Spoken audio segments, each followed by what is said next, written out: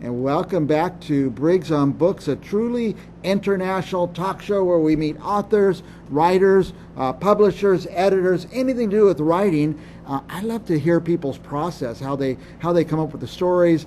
Do they sit in a chair for 4 hours a day, or is it all made up as they go along? So many approaches to writing. Our next guest is a fascinating writer, all the way from Canada, somewhere in Canada, Ryan Poirier. Welcome, Ryan.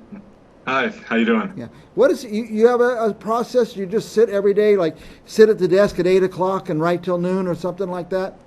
It's more like 8 o'clock at night and right till sometime in the morning. Most of my work gets done at night, but yeah. Does it keep you from long sleeping? Hours. Your mind's going, and so you just don't go to sleep. You just keep writing. Yeah, pretty much. Even when I sleep, I get a lot of actually my images from my art from my dreams. So that's all part of it. Yeah. And are all your books, and there's getting to be a few of them now, they're all illustrated by you? Yeah. Would you call them graphic novels, or how would you describe what you do?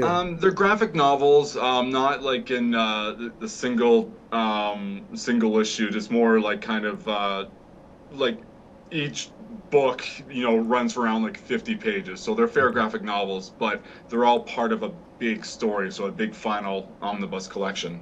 I'm going to put some images up here. This first image has, I think, like 4 books. It's Is that, I don't see the image. Is that for The Herd? The Herd, yeah. There's 4 books up there.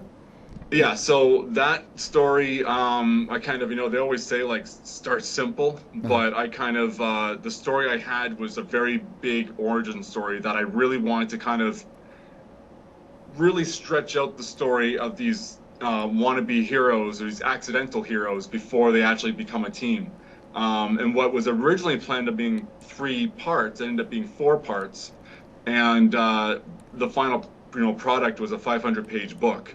Okay. So along the way, I would release the first bit. So I ended up releasing it in 4 parts, and that images the 4 images into the complete omnibus. So the next book, is that the complete book? The next image that I put up? Yeah, that's the complete full book. So a 500-page book is not cheap on print costs or for the consumer, right? So it's a lot, makes a lot more sense to break it down into parts, and gives me more material to sell at Comic-Cons and stuff. Yeah, and you get to travel and do that?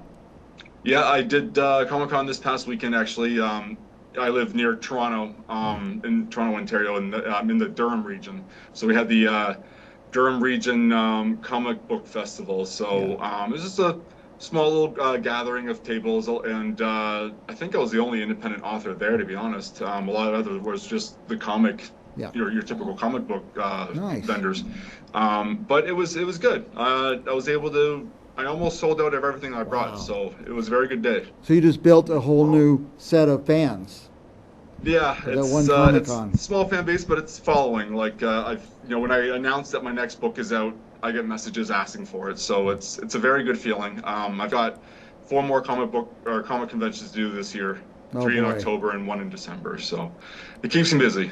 Yeah, and I know you can't see what our viewers are seeing on the screen, but I'm putting another graphic up. I think there's 4 panels. Yeah, I think that's the next book, I guess, or the next series. Yeah, it's my other series, Farm Freaks. Farm Freaks. That is an ongoing series right now. I just finished publishing the 4th book. Okay. So this past con, I think, was the first time I brought it to a convention. But it's going to be part of 7. So the whole concept with that is, if you can see in the 4 images, the leather binding is getting more and more tarnished as the week progresses. I see that. So the idea behind it is, it's these misfit animals who don't belong anywhere because of their weird antics and their weird oddities.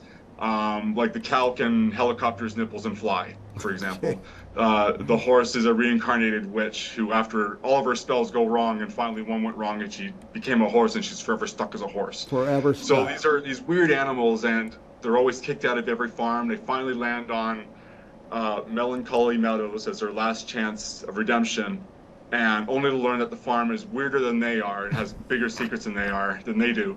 And it's written as a journal, like a daily journal, so it's gonna be 7 books in total, and you're seeing it gradually get more tarnished as the week progresses, and you don't know who's writing it until the final book. And is it 7 days? Is that What It's it going to will be 7 days, yeah. 7 days. Yeah, One, so so a 7 journal books. is each one day. Fascinating. I've got this great graphic at the bottom of the screen. It goes all the way across. A big, long graphic. That's the cast of characters. That's the I whole think cast. I counted. There's around 70 characters in this entire story. So That is amazing. a lot of them are side characters and like weird characters. Like there's a snake with a man's head. His name's Mandusa. And let me ask you this. I have put up some more information. We have your web address, accidentalcreations.ca. What's the CA? Is that Canada? That's Canada, yeah. I used to have the .com extension, but I was like minutes late from renewing. I was like, I'll renew it later today, and I went to know that it was gone. I was like, oh, no. So, what will people? What will being Canadians, representing Canada, it kind of works. ac.ca kind of works. Now, what will people find there at your website? Accidental Creations it's my own like kind of self-publishing site. So I'm starting to open it up to doing like commission projects. So like offering commission projects as well. But it's really just a portfolio site. I share my books on. You can buy them from there in physical or ebook form. I post updates about any conventions I'm doing. I have a blog on there that I'm not regular on, but I used to do a lot of ghost hunting, so I have a lot of stories on there, and someday would like to maybe do a normal written book versus a graphic novel on my experiences with the paranormal. Oh, nice. Yeah, I want to read that. I have some videos on there. Yeah, I would read that. So anyway, Ryan, I appreciate you coming on the show. People could buy your books at your website. Are they also on Amazon and those types of sites? They are. I'm having an issue with Amazon for some reason. They're on there, but for some reason they're not available to download. I don't know why. But my website, accidentalcreations.ca. They're also available on ebook on the Google Play Store. Okay. There's a few other extensions, but Amazon, Google, and my site are the main ones. So go to Ryan's site. That's the best place to buy it. Yeah, that's the best way to do it. Yeah, like it probably will save money on yourself, because that's usually where I have my deals and cheaper prices. So I hate to say we could cut Amazon out of the whole thing this way. I like to do that. So it's can't. They're watching. Yeah, I know. That's probably why you're in Amazon jail right now. They can't get your books out of there. I'm not sure why. I know the one issue for the physical form, it was a formatting issue, and I think my pages are off by like 0.3 millimeters. So it's work on my half, but to reformat 500-page book is not something I feel like doing right now. Yeah. Anyway, Ryan, we're pushing our time crunch here. Any last thoughts for our viewers? What do you want our viewers to know? Especially when it comes to like self-publishing, if you have a story to tell it.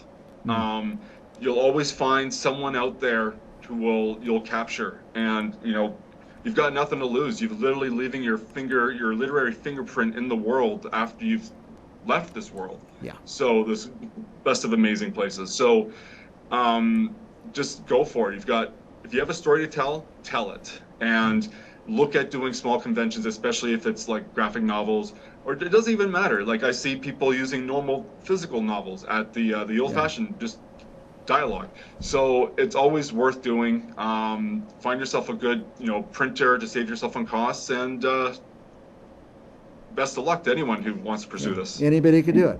If you could get the story on paper, you could get it out there. I buy books. I read a lot. So if I see a book guy at some kind of vendor fair, he's got a stack of books on, I buy them because I get to meet the author, take my picture with them, get it autographed. So there's and you're supporting someone else's dream as well, right? Like right. Everyone's got a story to tell. So you can't get discouraged if your stuff doesn't become a bestseller right from the gate. Right. It rarely happens. No. And so, you really got to work at it. Yeah. But never get discouraged, because your story will strike the chord with someone. All right. Ryan, say the last name for me, Ryan. Poirier. Poirier. Why is that so hard? Everyone gets it wrong. Yeah, Poirier. It's French. It's French. It's Canadian. We don't know that language down here. All righty. Thank you, Ryan, and we'll have you back again soon. Great. Thank you. All righty. Look forward to it. We'll be back with more authors right after this.